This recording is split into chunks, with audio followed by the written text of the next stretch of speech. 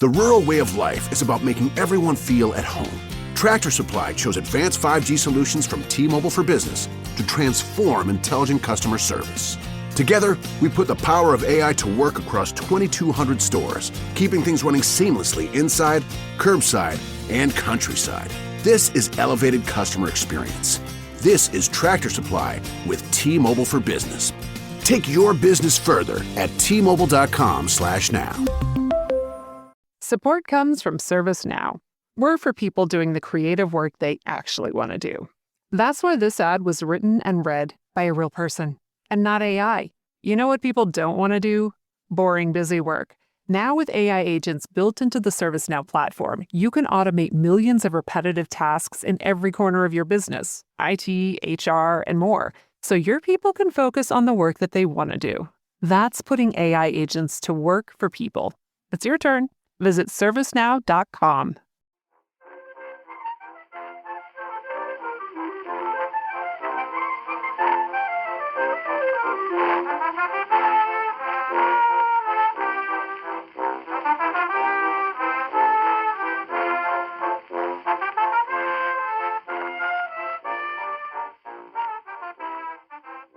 Hello and welcome to Backlisted, the podcast that gives new life to old books.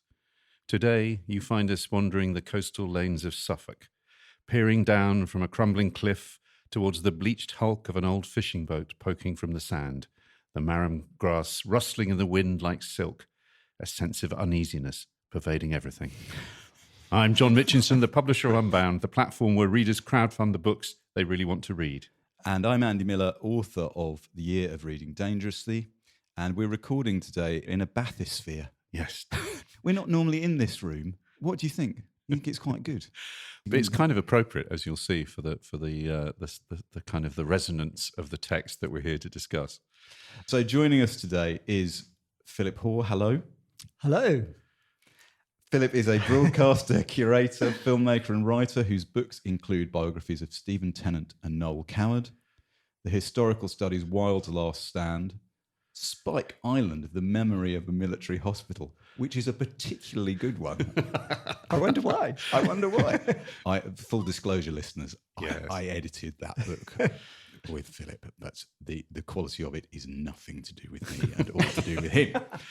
And England's Lost Eden, his book Leviathan or the Whale won the 2009 BBC Samuel Johnson Prize for Non-Fiction, and his most recent book, A masterpiece, if I may say so, Philip. One of my favourite books ever. Thank you very much. And Kind of you. I can go now, can't I? That's it. We're done. That's what I came for. And his most recent book, Rising Tide, Falling Star, is published by Fourth Estate. Philip presented the BBC Arena film The Hunt for Moby Dick and directed 3 films for BBC's Whale Night. He is Professor of Creative Writing at the University of Southampton and co-curator of the Moby Dick Big Read, an amazing thing which you should check out at mobydickbigread.com. He also goes swimming every morning at what time? 3 o'clock? Depends where the tide is. But, And sometimes 3. And sometimes what do you have as a reward for your swim? You were telling me earlier. 5 ginger biscuits. That's amazing. And all before 5 a.m. A long time before 5 a.m. Yeah. And how long have you done that routine? And it's only been getting kind of really quite extreme in the past 5 years, really, just as I get to know. I didn't learn to swim until I was about 29. In fact, just down the road from where we're speaking, down in Haggerston Baths. So I'm making up for lost time. Amazing. Also joining us today is, all the way from Berwick-on-Tweed, the writer Jessie Greengrass. Hello, Jessie. Hello. Jessie is the author of 2 books, her short story collection, An Account of the Decline of the Great Auk According to One Who Saw It, won the Edge Hill Prize and a Somerset Maugham Award, and was enthusiastically praised by my colleague John Mitchinson in the episode of Backlisted devoted to Against Nature by Huysman, so you can go back and check our bona fides on that. And her novel Sight was published in 2018 and was shortlisted for the Women's Prize and the James Tate Black Memorial Prize and longlisted for the Wellcome Prize. Jessie lives in Northumberland with her partner, their 2 children. And what time do you get up in the morning because of that? About 5:30, yeah. But I mean, maybe I should get up an hour earlier and go for a swim every morning. And I lots of feel like water. I'm being lazy now. And what happened to you on the train? Exciting news today, Jessie. Come on. Oh, I finished my book. Yeah. Hooray! Your next book. You heard it here first, everyone. Yeah. The new Jessie Greengrass novel, which will be published at some point in the future. Was Although I finished. have to go back to the beginning and read it through. It might be terrible. I don't know. Yes. Yeah. I think it's very unlikely that it will be terrible. Anyway, the book that Jessie and Philip are joining us to discuss today is The Rings of Saturn by W.G. Sebald, better known as Max to people who knew him. First published in German by Eichborn Verlag in 1995 and in an English translation by Michael Hulse by the Harville Press in 1998. But before we wander off towards Suffolk, John, what have you been reading this week? Well, it seems to be the week for masterpieces. I've been reading a book that has blown me away. I expected it to be good, but I don't think I expected to enjoy it in quite the visceral way I did. It is Les Années, The Years by Annie Ernaux, a French writer with a fantastically prize-winning reputation. In this book, I think she won the Prix Renaudot in France and the Premio Strega in Italy. And in 2017, she was awarded the Marguerite Yourcenar Prize for her life's work. It is a kind of an autobiography. And I say a kind of an autobiography because we're about to talk about the man who dissolves boundaries between genres. Nothing I've read in recent times has done that as well as Annie Ernaux has done here. It is a memoir that stretches from 60 years, from 1940 to now. And what she does in a very different way from, let's say, Georges Perec, the Je me souviens, I remember, but similar in the way that it's a bricolage of sensual memories, of brand names, of it's also technology, it's starting off with writing and going right through to, there's a very funny bit at the end, playing on the Nintendo Wii with grandchildren. So it's an attempt to write a genuinely kind of meaningful autobiography without falling into the usual traps. She says towards the end of the book that by retrieving the memory of collective memory in an individual memory, she will capture the lived dimension of history. So it's incredibly ambitious, and yet it works like a dream. At one level, you can read it as a sort of race through 60 years of French culture and the development of a human being's emotional life, intellectual life, spiritual life, but also it's everything that's going on around her. It's a really, really, really profound book. And how long is it? Exquisitely translated. I'll tell you how long it is. It's 225 of your English pages. It's exquisitely translated by Alison Strayer, who's a Canadian translator. I mean, I don't read, my French isn't good enough to read it anything but haltingly. I'm going to read you a very small passage from Jose Ortega y Gasset, but all we have is our history, and it does not belong to us. All the twilight images, a lot of the book is finding photographs and remembering the moments. All the twilight images of the early years, the pools of light from a summer Sunday, images from dreams in which the dead parents come back to life and you walk down indefinable roads. The image of Scarlett O'Hara dragging the Yankee soldier she has just killed up the stairs, then running through the streets of Atlanta in search of a doctor for Melanie, who is about to give birth. Of Molly Bloom, who lies next to her husband, remembering the first time a boy kissed her, and she said yes, yes, yes. Of Elizabeth Drummond, murdered with her parents on a road in Lourdes in 1952. The images, real or imaginary, that follow us all the way into sleep. The images of a moment bathed in a light that is theirs alone. They will all vanish at the same time, like the millions of images that lay behind the foreheads of the grandparents, dead for half a century, and of the parents also dead. Images in which we appeared as a little girl in the midst of beings who died before we were born, just as in our own memories, our small children are there next to our parents and schoolmates.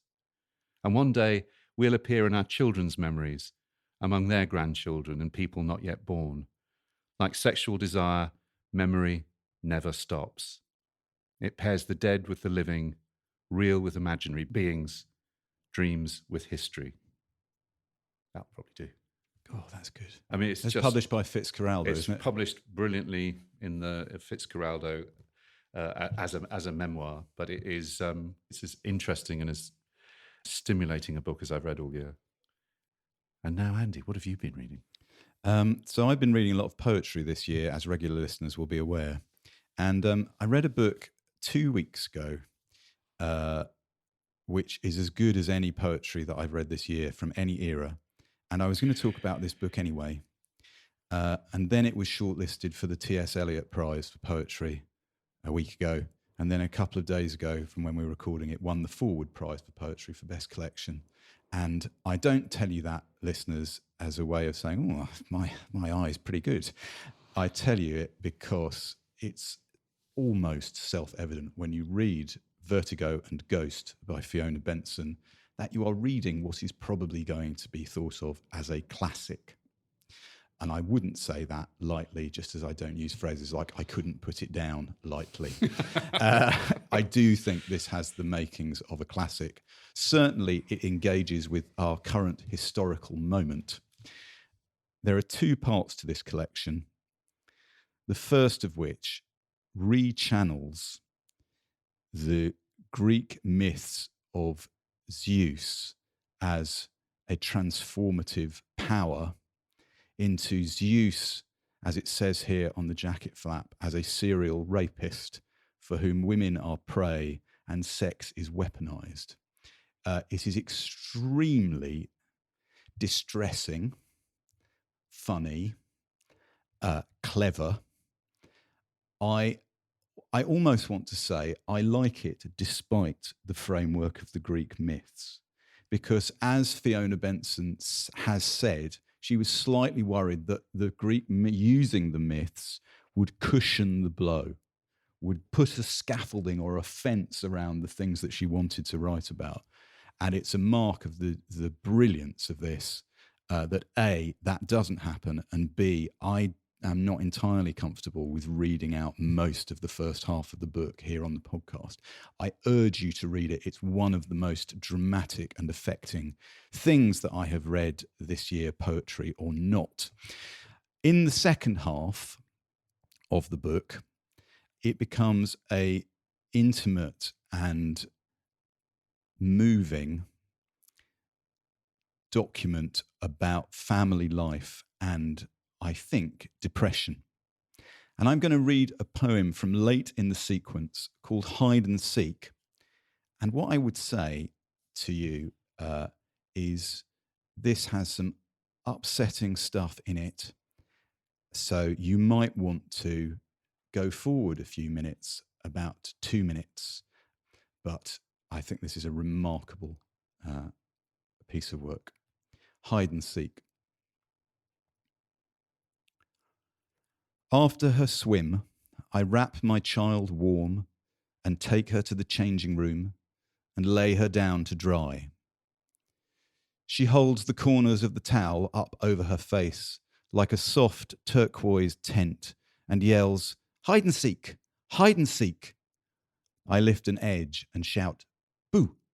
and she shrieks with laughter. I can feel the heat rising from her body and smell the chlorine. She hides again, and again I peek under and she's beside herself with happiness. She's at an age where she thinks that if she just stands still in the middle of the lawn, I will not see her, that somehow she is gone.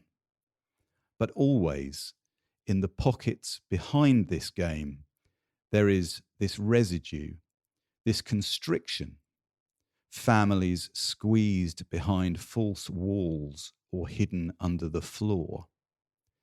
I think of the soldier sensing the hollow under his soul and prying up the board on all those cramped and flinching humans. But mostly, I think of the mothers, their hearts jumping out of their mouths, trying to shush their children. My firstborn now, who's never been able to do as she's told, how she'd have writhed and screamed and bitten like a cat if I'd tried to hold her quiet, how I'd have hurt her, clamping her mouth, trying to keep her still. The trap door is always opening. The women and children are herded into the yard. And I ask myself if, when my daughters were pulled from me, I would fight and scream to keep them, or let them go gently, knowing there was nothing to be done. If we were pushed into the showers, would I pretend it was only time to get them clean? We are not meant to write of the shower, we who were not there. But on bad days, it's all I can think of. The mothers trying to shield their children with their bodies under the showers, screaming for mercy, begging for rain. And it's never over. Here are the children riding to the border in fridges as the air becomes hot and thin, their tiny bodies glowing like bright sardines on the custom officer's handheld scan. And here is the tribesman, carrying your husband's genitals and a bloody machete, and you are a mother running for your life with a baby tied to your back and 2 children by the hand, but one small son is falling behind. Jesus fucking Christ. I don't know who I'm teaching you to hide from, but look how eagerly you learn. We'll pick this up again after some adverts. Stay tuned to this. Shopping is hard, right? But I found a better way. Stitch Fix online personal styling makes it easy. I just give my stylist my size, style, and budget preferences. I order boxes when I want and how I want. No subscription required. And he sends just for me pieces, plus outfit recommendations and styling tips. I keep what works and send back the rest. It's so easy. Make style easy. Get started today at stitchfix.com/Spotify. That's stitchfix.com/Spotify. Morning decisions. A creamy mocha frappuccino drink? A sweet vanilla? Maybe a smooth caramel or that white chocolate mocha. Whichever you choose, delicious coffee awaits. Start your day with bottled Starbucks Frappuccino drinks. Pick up a bottle near you wherever you buy your groceries. Hey guys, have you heard of Goldbelly? It's this amazing site where they ship the most iconic famous foods from restaurants across the country, anywhere, nationwide. I've never found a more perfect gift than food. They ship Chicago deep dish pizza, New York bagels, Maine lobster rolls, and even Ina Garten's famous cakes. So if you're looking for a gift for the food lover in your life, head to goldbelly.com and get 20% off your first order with promo code GIFT. The Rings of Saturn. Jesse, let me ask you first. Can you remember when you first read this book or where you first came across Sebald's work? Yeah, so this was the first of his books that I read, and it must have been 2002 or 2003. And I've been trying to remember who gave it to me. I think that it might have been my mum, or it might have been a very good friend of mine. And I think that at the same time, they both sort of suggested that I read it. And it was very peculiar. My grandparents have always lived on the Suffolk coast, so very much in this sort of area. And my grandfather was in the Merchant Navy and then later on became a river pilot up the Thames estuary.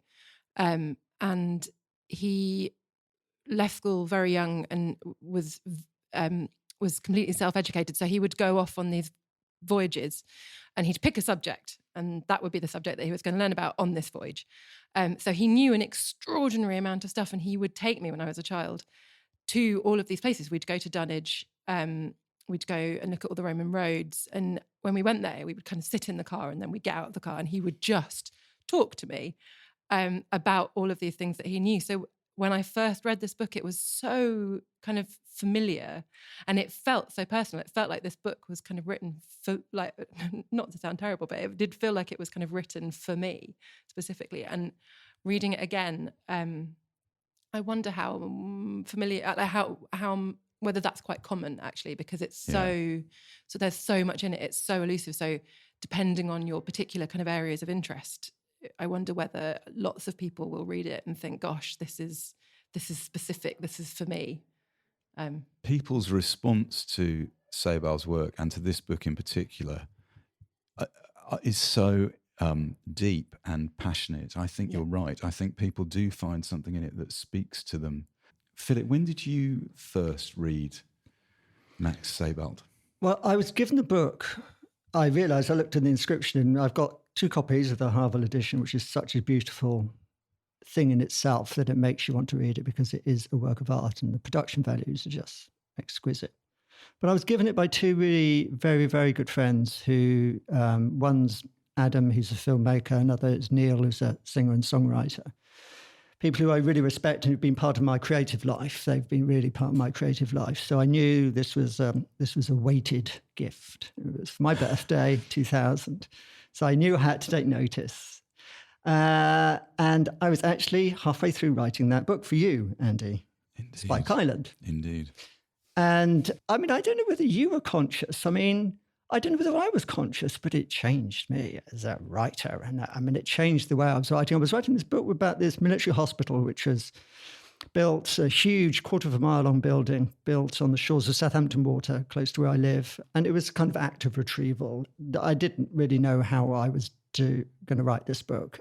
And both my friends thought that this would be helpful. I don't know whether it was helpful, actually, because it's rather like when Herman Melville met Nathaniel Hawthorne. Melville started writing this grand adventure of the South Sea fisheries, the whale fisheries, and thought he was going to write a real blockbuster, you know. Then he meets Nathaniel Hawthorne and Storm and Drang and the Salem witch trial, and every kind of dark Gothic thing falls upon Melville's shoulders, and he creates Moby Dick. And that's kind of what I've been doing ever since reading that book, right, Jesse? It's that sense of something so intimate, so physically intimate, the cyclical nature of it, the endlessness of it.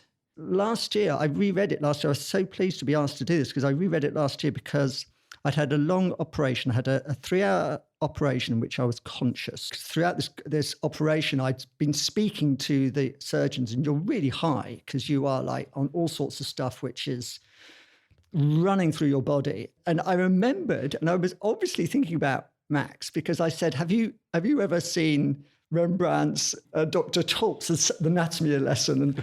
And the surgeon says, we don't usually discuss culture in here. and I had this vision of myself, you know, like being described by Max lying on this table and unetherized on the table, because I wasn't etherized, you know. And when I got back home and I'd lied, because they say, have you got someone at home to look after you? And I said, yeah. And of course I hadn't. And I woke up and I realized I was floating in this weird world and I didn't know what to do. And I knew my means of salvation was to go back to the Rings of Saturn. It was a solace. It was a solace. It was the only thing I could... Because books, you know, are like friends. They betray you after a while. And I wondered whether this book had betrayed me, but it hadn't. Can I just flag the listeners? That, I think, is my favourite thing any guest has ever said on an episode of this podcast today. So already we're operating at a high level. Philip, I remember the creative process behind Spike Island being intense in the best way. That you were forging, as you saw it, new ground whenever you came back to the material. And really, as an editor, my job was to try and make a judgment on when we had reached the peak moment, right? And I can remember you talking about reading Sebald. So I'll vouch for your memory there. I'd also like to say that I first read The Emigrants and the Rings of Saturn in 1997 because I was given copies by Max's publisher, John Mitchinson. Indeed. John, do you want to tell us a bit about how you first read Sebald? I should say I was one of the team at Harville. Bill Swainson was the commissioning editor. And I first discovered Sebald on a flight to America, reading the manuscript that had come in of The Emigrants. And it was that very rare thing that happens when you're in a publishing house and you, by the time I disembarked at JFK, I knew we had clearly a masterpiece. It was just something that was so unique and original. I remember very clearly we managed to persuade Waterstones to adopt it. In those days, to get a Waterstones Book of the Month, it was voted on by the shops. So I wrote handwritten letters to every one of the 200 or so Waterstones managers saying, this is a masterpiece, please, please, please support it. And they voted for it. And I still remember ringing Max's wife saying, he's not here. I said, well, could you tell him that it's going to be Waterstones Book of the Month? And she said, oh, Max will be thrilled. Well, as thrilled as Max is about anything. Yes, we're going to listen to some clips of Max's brilliantly lugubrious voice later on. But the next book, which was this book, was kind of the one that you could... I don't know, I was saying this to Andy the other day. I feel that The Rings of Saturn is like a kind of the fruiting body of a vast mycelial network. And it means so much to so many different people. It can be read in so many different ways. One important publishing story that's connected with it is that the book in German has a subtitle, which is called An English Pilgrimage. And we decided that we didn't want to call it that because we felt it would close the book down in a way that Max didn't want. I mean, famously, Max wanted it to be in every single category going. We had to settle with 3, which was fiction, history, and travel. We should remind ourselves and listeners that The Rings of Saturn, The Emigrants, and Vertigo are all novels. Although, are they novels? But here's Max Sebald talking about the issue of truth in his work. Yeah. There's the possibility for the same sleight of hand that makes crime fiction possible, because it can be all arranged. Retrospect. So I had the clipping. I only needed to invent the character that goes with it and associate him with the main figure in the text. In this case, it happens to be true. Most of them are true, but there are several which I made up. And so, the reader must be constantly asking, is this so or isn't it so? And of course, this is one of the central problems of fiction. The 19th century authors are always at pains to point out that they found this manuscript in a bedroom in Husum, and therefore it's true. They're not telling a story they've made up, they're recording real life. And of course, in a sense, we still have that problem as narrators, and many writers fudge it or obscure it. When you first read it, Jessie, do you remember stopping and thinking to yourself, what is this book?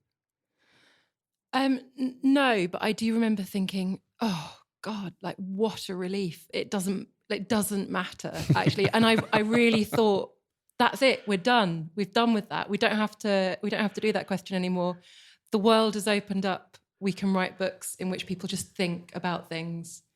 If only that Brave New World had occurred. I don't think I want to know. I don't think I'm interested in it. I think it is a book which is about so many things, and it, obviously it is kind of incredibly well constructed and thoughtfully put together, and but reads as though it is just somebody sort of thinking to themselves over the course of an afternoon. It feels now the same way that it felt when I first read it, that it is the future in some way. That if only we could all sort of figure this out, then we'd be let into a world in which we could kind of relax those boundaries and stop worrying so much about whether things are novels or not. Could you read us a bit? Did you choose a passage to read? Yeah, I did. Quite a short passage. So this is, I don't know, about a quarter of the way into the book. And I've got some notes here because I was thinking, how can you... One of the difficulties of picking a passage is kind of jumping into it. There's always something that went beforehand. So I thought, well, I'll try and explain what's been going on. And this is a bit in which he remembers being in Southwold, looking at the sea, remembering being in The Hague, looking at the sea from the other side. And he'd gone to The Hague to look at this picture, the anatomy lesson, which in the book he's already mentioned several times in connection with several other things. So you've already got the sense that it's this kind of enormous network. It's extraordinary. And this is what he says at this point. Diderot, in one of his travel journals, described Holland as the Egypt of Europe, where one might cross the fields in a boat and, as far as the eye could see, there would be scarcely anything to break the flooded surface of the plain. In that curious country, he wrote, the most modest rise gave one the loftiest sensation. And for Diderot, there was nothing more satisfying to the human mind than the neat Dutch towns with their straight, tree-lined canals, exemplary in every respect. Settlement succeeded settlement, just as if they had been conjured up overnight by the hand of an artist in accordance with some carefully worked-out plan, wrote Diderot, and even in the heart of the largest of them, one still felt one was out in the country. The Hague at that time, with a population of about 40,000, he felt was the loveliest village on earth, and the road from the town to the Strand at Scheveningen, a promenade without equal. It was not easy to appreciate these observations as I walked along Parkstraat towards Scheveningen. Here and there stood a fine villa in its garden, but otherwise there was nothing to afford me any respite. Perhaps I had gone the wrong way, as so often in unfamiliar cities. In Scheveningen, where I had hoped to be able to see the sea from a distance, I walked for a long time in the shadow of tall apartment blocks, as if at the bottom of a ravine. When at last I reached the beach, I was so tired that I lay down and slept till the afternoon. I heard the surge of the sea and, half dreaming, understood every word of Dutch for the first time in my life and believed I had arrived and was home. Oh, it's so brilliant. Yeah. What about that, Philip, that idea of dreaming and arriving home? These are really wistful, melancholy concepts, aren't they, that eddy through Sebald's work? We've entered a very Sebaldian period here because... Can you guess what I was going to read? Oh, not your reading, but the reading afterwards. And I'll just lead up to that, if I may. Do it. Because what you say, Andy, is very true. And I think the whole notion of the book is this inexorable movement towards meaning, to some kind of context for what we are being told. This cabinet of curiosities, this Wunderkammer of things that he brings together, gathered from his memory, his invention, from our collective history, from the past, from the future, from the present. And to me, it's this inexorable movement towards the shore, as you intimate in that reading. And this sense of this place, this land, which is tipping into the ocean. I mean, actually, Britain is physically tipping into the North Sea. You know, the East Coast is the most rapidly eroding. And it's almost as though the sea is going to disappear, or the shore is going to disappear before he even gets there, in a way. And it's back to Europe. Over Doggerland, over this flooded land, over Thomas Brown, his buried urns, over Edward Fitzgerald and his tinted glasses and his black Labrador. There's always a dog somewhere in Sebald's world. Very interesting. We can talk about that in a minute, because I think it's really interesting where that comes from. But he ends up, and if you don't mind me launching into a reading after that, just because by Sebaldian coincidence, I'm picking up where Jesse left off. That evening in Amsterdam, I sat in the peace of the lounge of a private hotel by the Vondel Park, which I knew from earlier visits, and made notes on the stations of my journey, now almost at an end. The days I had spent on various inquiries at Bad Kissingen, the panic attack in Baden, the boat excursion on Lake Zurich, my run of good luck at the casino in Lindau, and my visits to the Alt Pinakothek in Munich, and to the grave of my patron saint in Nuremberg, of whom legend has it that he was the son of a king from Dacia or Denmark, who married a French princess in Paris. During the wedding night, the story goes, he was afflicted with a sense of profound unworthiness. Today, he is supposed to have said to his bride, our bodies are adorned, but tomorrow they will be food for worms. Before the break of day, he fled, making pilgrimage to Italy, where he lived in solitude till he felt the power to work miracles rising within him. After saving the Anglo-Saxon princes Winibald and Wonibald from certain starvation with a loaf of bread baked from ashes and brought to them by a celestial messenger, and after preaching a celebrated sermon in Vicenza, he went over the Alps to Germany. At Regensburg, he crossed the Danube on his cloak, and there made a broken glass whole again. And in the house of a wheelwright, too mean to spare the kindling, he lit a fire with icicles. This story of the burning of the frozen substance of life has of late meant much to me.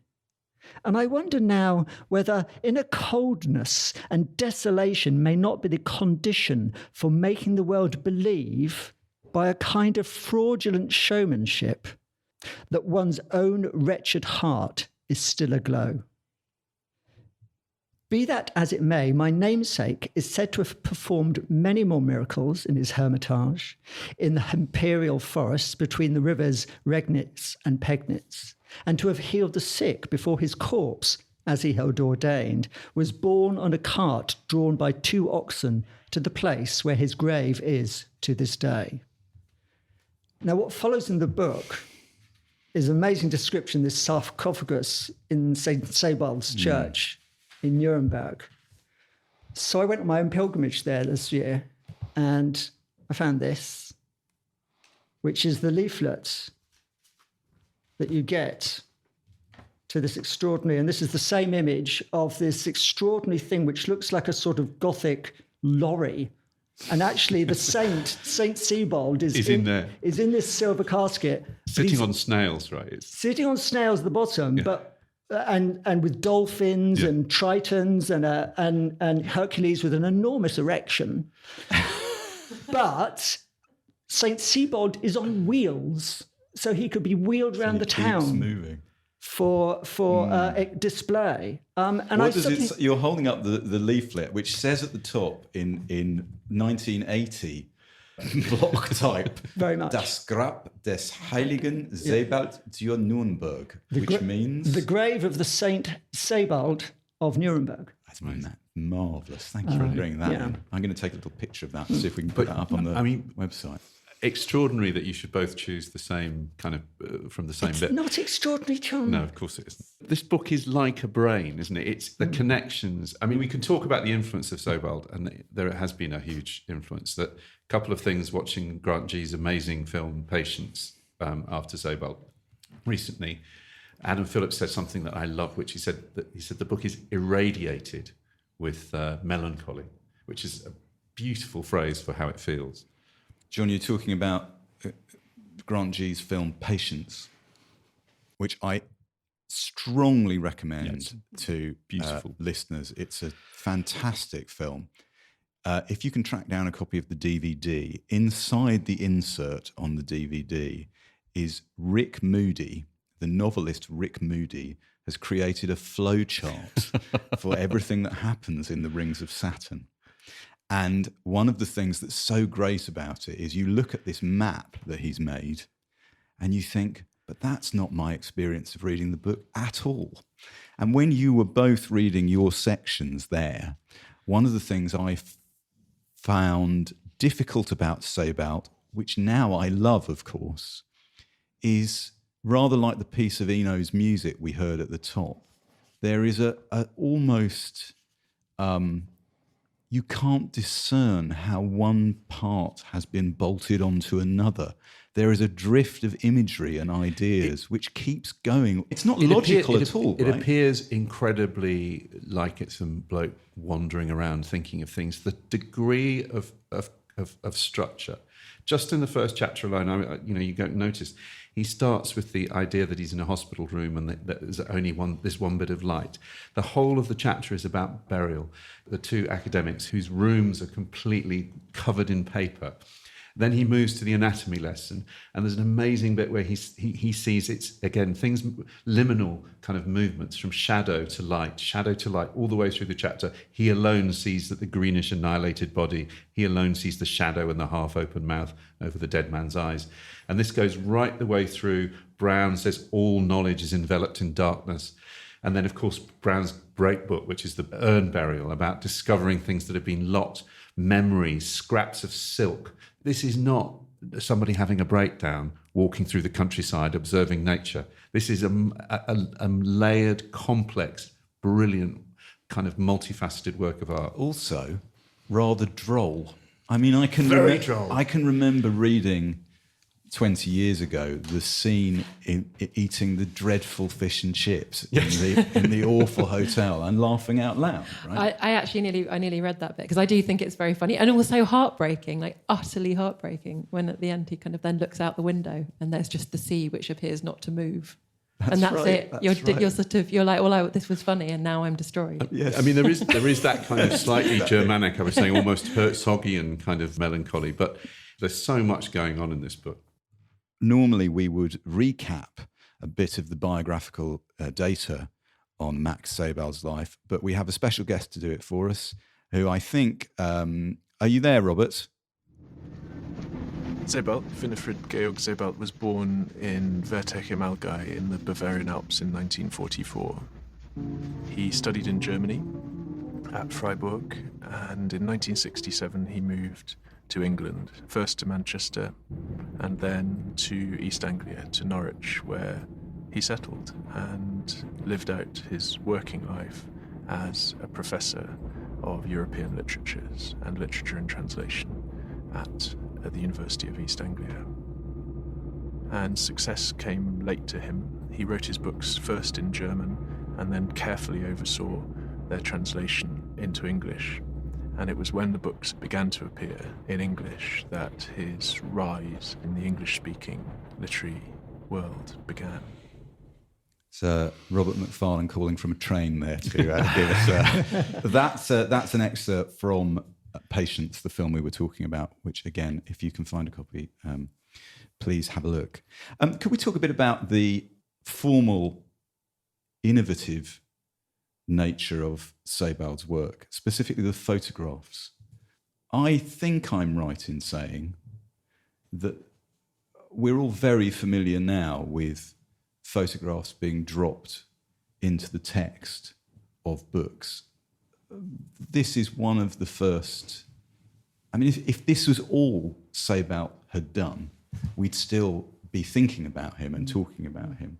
But the idea of dropping in photographs which either do or don't comment on what you're reading and may or may not relate to one another seems to me incredibly bold. Sebald as not writer, but writer and artist simultaneously. There's Camera Lucida, Roland Barthes. He talks about, and that's the book that I quite often think of in connection with this. It's also a sort of it's also a book where it's very hard to classify. Is it philosophy or memoir? And he also it's very ruminative, and he also has photographs, although he talks about them more directly. But he also uses photographs in the text. And it's also, I mean, it goes back to Walter Benjamin, I think, doesn't it? What Benjamin talks about images and the power of them. And what's really interesting, I think, is that actually what you say, Andy, is really true, and Jesse, is that actually that's why this book appeals to contemporary artists who works with people like Tacita Dean, for instance. Max talked about echo space, which is the space where the words stop and the picture takes over. So are you reading it like a caption? Are you reading it as that part of this narrative suddenly becomes visual? And also, by an act of fraudulent showmanship, as he said, so many of them are fake. Yeah. So many of them are fake. He was, I mean, John, you will know better than I, but he was a regular visitor to the copy shop in Norwich, wasn't he? He'd get a perfectly good photograph and then photocopy the photocopy the photocopy, right? This is my favourite, because you get back from people, why are the photos so shit? Because Max wants them to be like that. They're so powerful that on that Sunday morning, when I opened the Independent on Sunday, on page 2, I saw a picture of Max and his death announced. I thought it was a Sebaldian construct. I mean, just because the way he deals with biography and people, the way he, like Roger Casement, the way he talks about Roger Casement, these are people who like shifting through time and space in his head.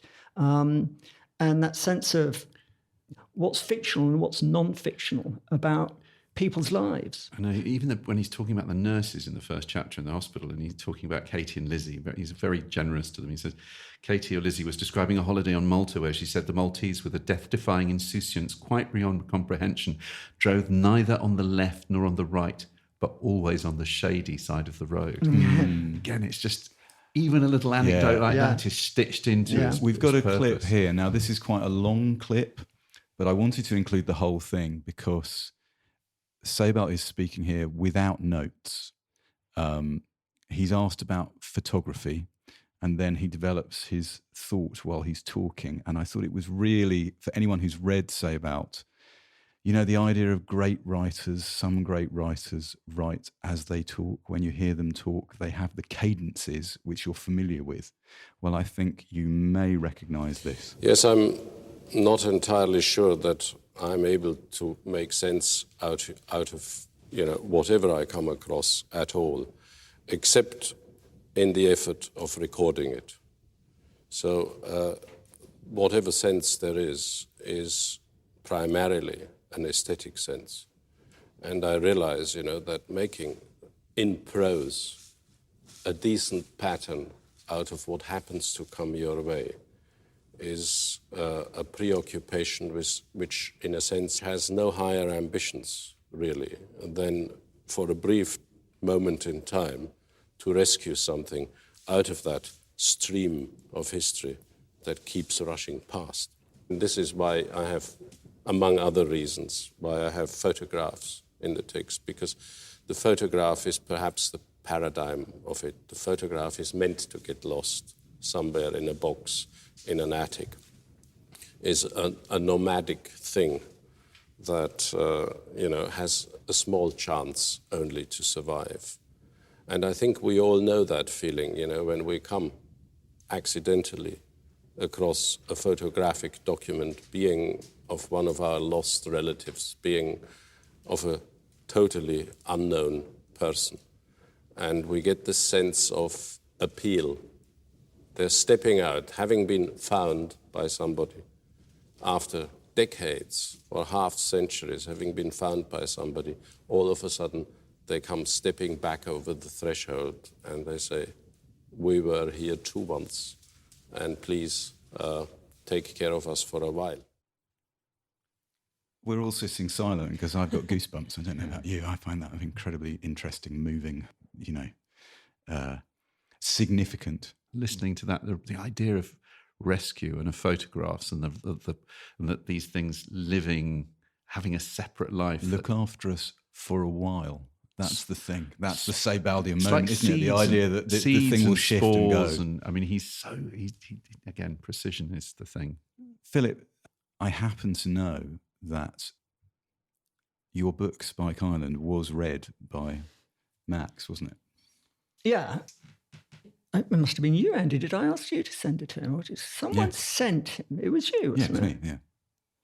And then this letter arrives in the post, my suburban house in Southampton, and I pull it out, and there's a postcard of painting. I vaguely recognise it. It's Poussin's L'Orage. And I'm not going to read it because it's embarrassing. You were thrilled. Yeah. I was thrilled. Yeah. So I got a series of postcards. This is even more embarrassing. I'm not going to read it.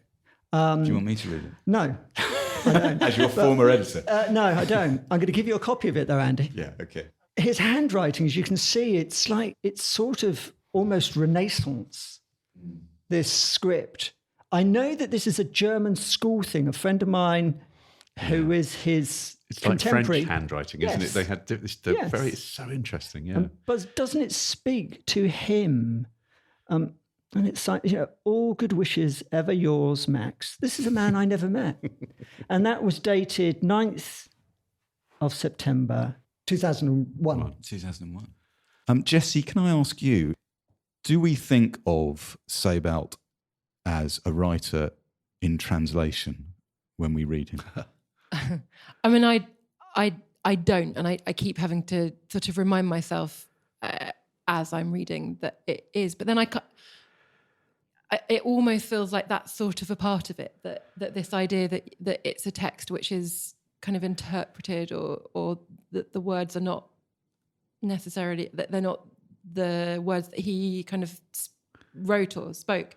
Almost feels like that's a part of the book, this idea of kind of tracing things backwards, tracing them through. And sometimes, my German is terrible, sometimes I've thought I could learn it just to read this. And then I've thought, well, I'm not sure that tracing it back in that way is sort of necessary. I feel like the prose exists almost in a European interzone. It isn't quite good English, while at the same time being wonderful English. Yeah. It has a precision which we as English writers would not be so punctilious about, I think. But then it's so hard, isn't it, to define what it is that makes a voice. Philip? When I did actually see him and read, he refused to read in English. He let Anthea Bell really, in English for His him. translator for His Auschwitz. translator. I mean, he was very, very particular, obviously, in the translation. His English was perfectly good enough for him to have written it.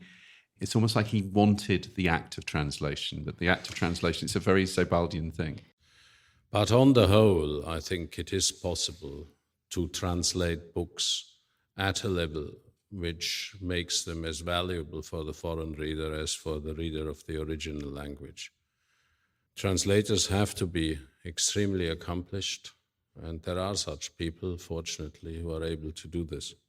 Why don't I translate my own books? Well, the main reason is that I started writing very late in my mid-40s, and I haven't got the time, because I can already see the horizon looming. And so, and I have another full-time job to attend to.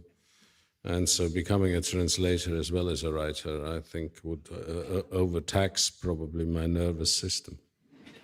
So I thought I'd better not do it, and quite apart from the fact that I don't entirely trust my English. I mean, there is a great difference, if you get a poor draft of a text, and if you are reasonably competent in the second language, then you can perhaps improve on that draft. But that is not the same as doing the draft yourself in the first place. And so there are, sometimes two incompetent people can make a competent pair. I'd just like to point out, in a rather sad but very Sebaldian moment, that was recorded 2 months before Sebald's death in New York in September 2001. Yeah. I mean... Which is, that's around the time that I heard him speak. What's really interesting is that the distance is physical. And he is a German in exile. He is like Thomas Mann. And when Thomas Mann left Europe in 1939, sailed from Southampton, where I live, he announced that German culture is moving to America for the duration. And I've just read Dr. Faustus, Mann's book, Dr. Faustus, which is mentioned in the Natural History of Destruction, because Mann is writing from one remove, looking at a Germany which he is not experiencing. He experienced the rise of that regime, but he is writing from the Pacific Palisades on Venice Beach, looking through palm trees to Muscle Beach, where these Tadzios that he's lusted after his life. This sense of looking back through the past as it's happening at this devastated land, at the thing that is never written about. That's the thing that's never really written about in The Rings of Saturn. It is and it isn't. It's that sense of there's always some absence to be filled in his creative language. But isn't that because of that distance? It's the physical distance of his removal from something he can't come to terms with because he's the son of a German Wehrmacht officer, and because he can't come to terms with what the Germans did to other people. And that's true in Dr. Faustus, in Mann's writing. He can't come to terms because his own people haven't been able to come to terms with what was done to them in turn. There seems to me, I don't know how you feel about this, but in the light of exactly that, particularly in The Emigrants, he writes about a series of people who kill themselves, not in a grand gesture, but in a way because the process that you've described can be lived with for so long and no longer. And certainly that opening chapter of The Emigrants, which is probably only 20 pages long, anyone who's read that will never forget it, I think. You feel when you come to the first chapter of this book that the narrator, because it's important to say, one of the things about this book is that the narrator is and isn't Max Sebald. And his ability to inhabit other voices and other consciousness through this book is one of the things. But you feel that when he says that about the dog star and summer, that the old superstition that certain ailments of the spirit and of the body are particularly likely to beset us under the sign of the dog star, At all events, in retrospect, I became preoccupied not only with the unaccustomed sense of freedom, but also with the paralyzing horror that had come over me at various times when confronted with the traces of destruction, reaching far back into the past, that were evident even in that remote place. You feel he's succumbing to some of the same kind of melancholy, inward-looking, destructive stuff that has led to the deaths of the people and the immigrants. And his journey, his pilgrimage, which is a word that he used about what the book was, a religious journey for him, and concerned with death, concerned with, in the end, the passage, the amazing final paragraph of the book with the silk on the things and the leaving. It's amazing. Except that in the timescale of the book, that section in the hospital happens after the book. Although the book takes you on that journey, there's always the sense that the journey of the narrator is towards this hospital. Yeah. And isn't mentioned again, but kind of looms in your sort of mind as a reader. Yes, he's already put the not so happy ending right at the front of Yeah. the book. Well, also the beginning of The Rings of Saturn, funnily enough, you finished a book on the way here. Hey. Sebaldian, because The Rings of Saturn starts with him saying, I had just finished a piece of work. Yeah. He's at liberty. He's striding out on this walk. Yeah. Only you're never at liberty. You're set free to find something else to enclose you. I actually did get to meet him that final time. And he was just that walrus moustache, nicotine stained. He was going out for a quick fag outside, outside the festival hall, Queen Elizabeth Hall, wasn't it? And I introduced myself. He was with Boyd Tonkin, who's then literary editor, the great supporter of Sebald's work, of the Independent, and I said, I was introduced myself, and he was very sweet, and he said, "It's a very good book you wrote there. I hope you don't mind if I steal bits." Yeah. I'll never find out what he might have stolen. Yeah. I do love that the piece of Pseudodoxica Epidemica that I can't now find the reference to is that almost at the end of isn't that brilliant? I thought that was I can remember noticing that before, but that having reread it, I thought that was absolutely extraordinary and so clever, and obviously kind of purposeful in exactly the way that everything in this book is kind of purposeful, but seems entirely natural, because obviously he could have, And isn't that the strange thing? There's a rather marvellous bit in the film where Ian Sinclair says the lanes of England are thick with psychogeographers as a result of Sebald, which is sort of true. I said to you, John, the other day, I feel Sebald was claimed by psychogeography and has been claimed by nature writing, and is neither. Is neither. Yeah. He is inimitable. He is, insofar as the word means anything, he is a historian. I mean, I think he is somebody who is writing the kind of history. You said this right at the beginning, Jesse, that the future, that we can't write impartial kind of objective history. It doesn't work in a. I mean, you also said, Philip, which I love, with the prelapsarian. The pre-internet. It's a pre-internet book. Before I ask final question before we wind up, I'd just like to say to listeners, if you are a fan of Sebald or a fan of The Rings of Saturn, in addition to Grant G's film Patience, we can also recommend the podcast Curiously Specific, which is co-hosted by our former guest Lloyd Shepherd. Yeah, very much. Where they've attempted to visit various locations. Of course, like everyone does who tries to walk parts of the Rings of Saturn before discovering they're not where they ought to be. But that's a very interesting podcast. Another thing, I'm always trying to crowbar into Backlisted.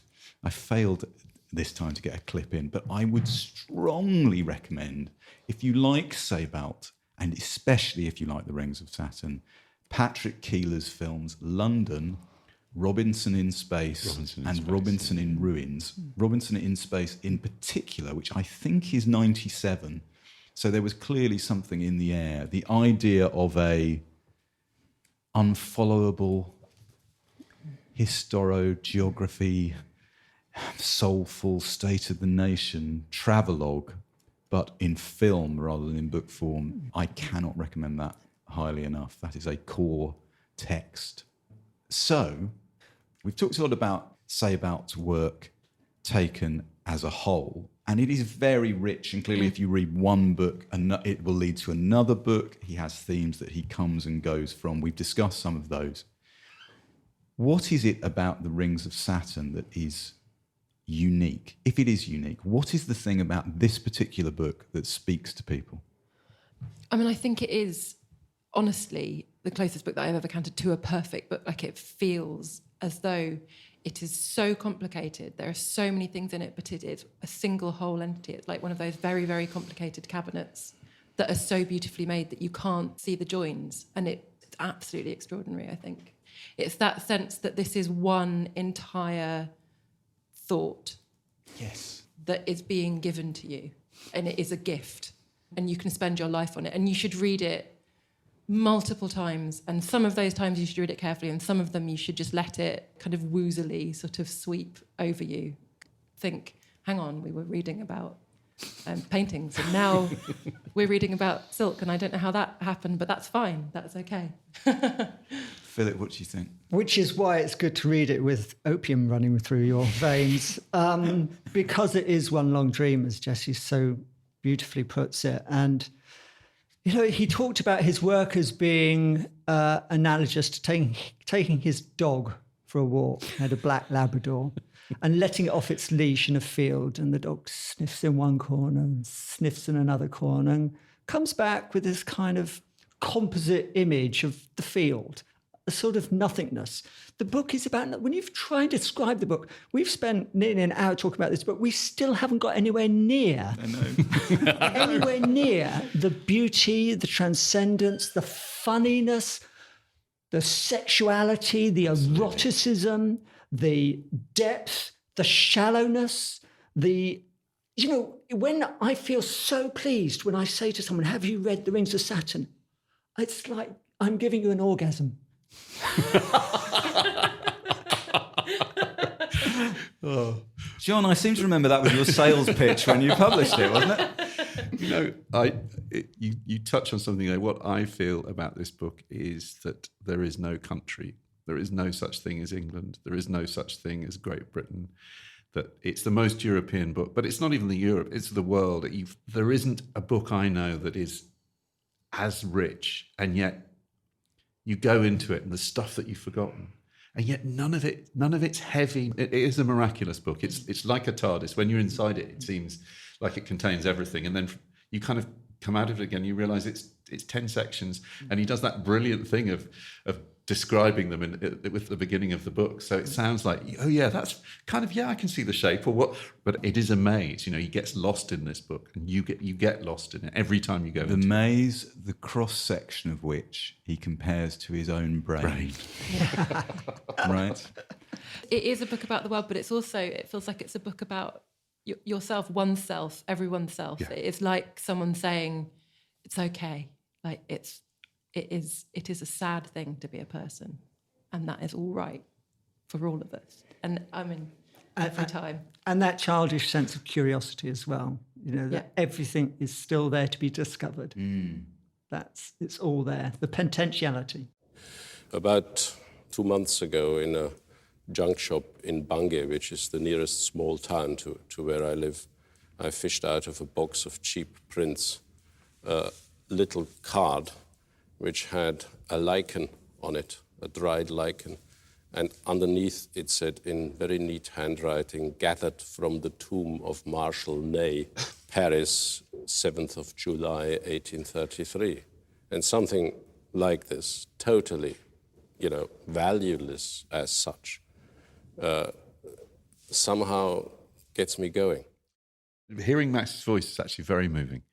But unfortunately, we're going to have to, our meanderings now must cease. Thank you to Jesse and to Philip for guiding us through the maze. and to Alana Chance for conducting us so surely, and to Unbound for giving us the key to the door.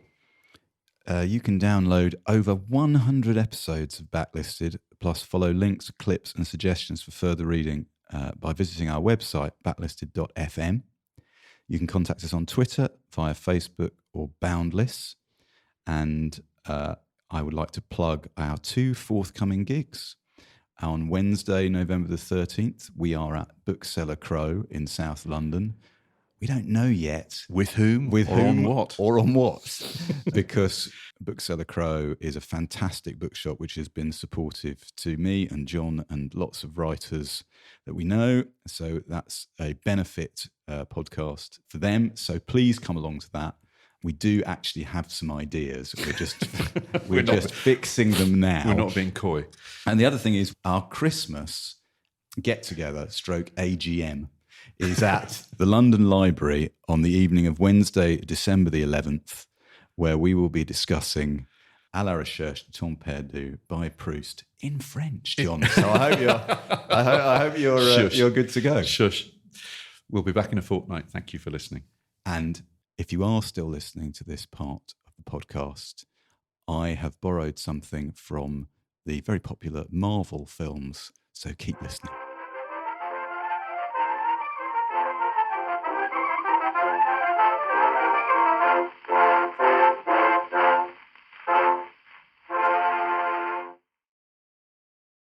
I was always, as it were, tempted to declare openly from quite early on my great debt of gratitude to Thomas Bernhard. But I was also conscious of the fact that one oughtn't to do that too openly, because then immediately one gets put in a drawer which says Thomas Bernhard, a follower of Thomas Bernhard, etc. And these labels never go away. Once one has them, they stay with one. So Bernhard single-handedly, I think, invented a new form of narrating, which appealed to me from the start. Bernhard's mode of telling a tale is related to all manner of things. I mean, not least the theatrical monologue. In the early book that bears the English title Gargoyles, and in German is called Die Verstörung, the whole of the second part of that is the monologue of the Prince of Saurau, and it would make a wonderful piece on the stage. So it has the intensity of the presence that one can experience in the theatre, and he brings that to fiction. If you prefer to listen to Backlisted without adverts, you can sign up to our Patreon. It's www.patreon.com/backlisted.